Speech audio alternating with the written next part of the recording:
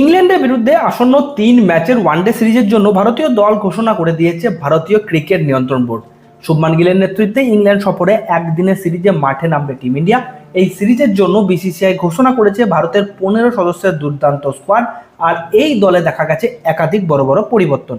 আপনাদের জানিয়ে রাখি, জুলাই মাসের শুরুতেই ভারতীয় দল ইংল্যান্ড সফরে যাচ্ছে। সেখানে ভারত এবং ইংল্যান্ডের মধ্যে মোট 8টি ম্যাচের দারুণ একটি সিরিজ অনুষ্ঠিত হবে, যার মধ্যে থাকতে চলেছে 5টি টি20 এবং 3টি ওয়ানডে ম্যাচ। টি20 সিরিজের দল আগেই ঘোষণা করা হয়েছে, আর এখন সামনে এলো ওয়ানডে সিরিজের স্কোয়াড। এই দলে আমরা বেশ কিছু বড় চমক দেখতে পাচ্ছি। কয়েকজন সিনিয়র খেলোয়াড় বাদ পড়ছেন, আবার নতুন কিছু মুখ সুযোগ পেয়েছেন। তাই এই ভিডিওতে আমরা এই 15 সদস্যের দলকে ডিটেলসে অ্যানালাইজ করব। ভিডিওটি শেষ পর্যন্ত অবশ্যই দেখবেন, আর লাইক ও শেয়ার করে সাবস্ক্রাইব করতে ভুলবেন না। চলুন তাহলে সময় নষ্ট না করে আগে একবার দেখে নেওয়া যাক এই ওয়ানডে সিরিজের সময়সূচি, ভেনিউ এবং টাইমিং। 3 ম্যাচের ওডিআই সিরিজের প্রথম ম্যাচটি অনুষ্ঠিত হবে 14 জুলাই 2026 ডারহাম স্টেডিয়ামে। দ্বিতীয় ওয়ানডে ম্যাচটি খেলা হবে 16 জুলাই 2026 কার্ডিফে। তৃতীয় এবং শেষ ওয়ানডে ম্যাচটি খেলা হবে 19 জুলাই লন্ডন স্টেডিয়ামে। এই 3টে ম্যাচের প্রথম এবং তৃতীয় ম্যাচটি খেলা হবে ভারতীয় সময় অনুযায়ী দুপুর 3:30 থেকে, এবং দ্বিতীয় ম্যাচটি খেলা হবে ভারতীয় সময় বিকাল 5:30 থেকে।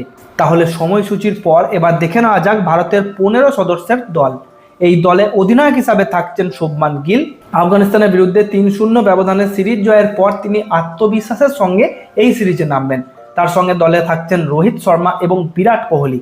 কোহলি হ্যামস্ট্রিং ইনজুরিতে ভুগছেন, তবে এখন অনেকটাই ফিট। যদিও তার ফিটনেস টেস্ট বাকি আছে, তবুও আশা করা হচ্ছে তিনি এই সিরিজে অবশ্যই খেলবেন। আফগানিস্তান সিরিজে কোহলি না থাকায় সুযোগ পেয়েছিলেন যশস্বী জয়সওয়াল, এমনকি তার জন্য নিজের ব্যাটিং পজিশনও ছেড়ে দিয়েছিলেন শুভমান। জয়সওয়াল সেই আস্থায় মর্যাদা রেখে 17 রান করেছেন।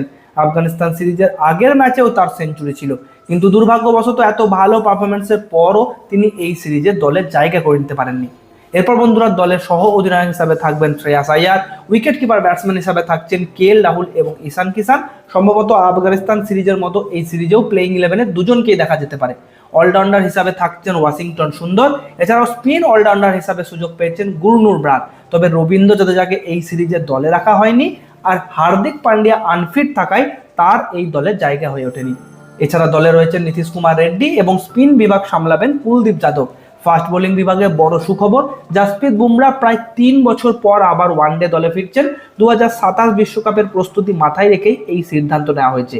এছাড়াও ইনজুরি কাটিয়ে দলে আবার ফিরছেন হর্ষিত রানা। তিনি বেশ কিছু সিরিজ এবং আইপিএল মিস করেছেন, তবে এবার ইংল্যান্ড সিরিজে তাকে মাঠে দেখা যাবে। ফাস্ট বোলিং বিভাগে আরও একজন রয়েছেন আকশদীপ সিং।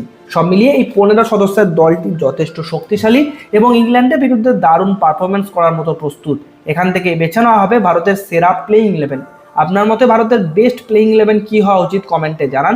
আজকে ভিডিও এই পর্যন্ত। আরও আপডেট পেতে চ্যানেলটিকে সাবস্ক্রাইব করে রাখুন। ধন্যবাদ।